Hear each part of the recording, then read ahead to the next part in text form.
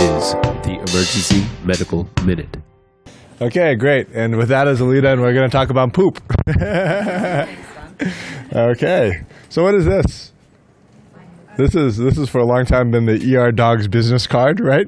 This is really the only card that an ER doc usually carries, which is a fecal occult blood test.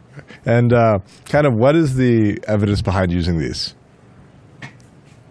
There's awesome evidence actually with cancer screening. So, with young healthy people or with people who get to 50 who don't want to go through a full colonoscopy, they can kind of screen their stool 3 or 4 times, and if it all comes back negative, they're pretty low risk for colon cancer. And that's really why these things were invented.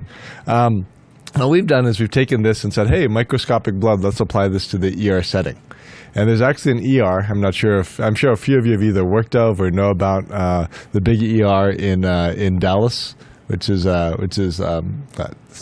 Parkland. Thank you. Parkland actually stopped using these. So they went from 8,000 fecal occult blood tests a year to almost 0.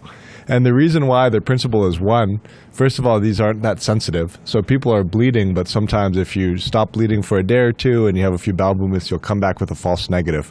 So they're not good at picking up blood, first off.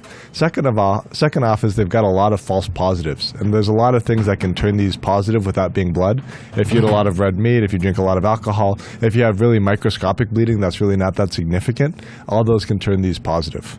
And then finally, for the emergency department, we don't really care if you're having just a small amount of bleeding, right? A lot of people who have small amounts of bleeding but have a hemoglobin of 14, guess what's happening? They're going home. But they might get a lot of unnecessary testing because we have one of these positive tests. So because of all those reasons, they actually got rid of fecal occult blood testing. And it would kind of excite me to not have to continue to wipe poop on these things. So yeah, just a cool study, cool move that kind of looked at a bunch of science and said, hey, this is really a stupid way to do things and it's leading to a bunch of unnecessary costs.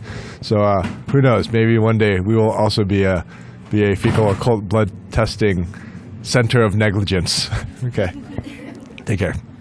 Emergency Medical Minute is and always will be about free medical education. Medicine's most prolific podcast is successful because of our supporters, donors, and of course, our listeners. Please like us on Facebook and follow us on Twitter. And if you support spreading free medical education, please donate at our website, emergencymedicalminute.com. As always, keep listening.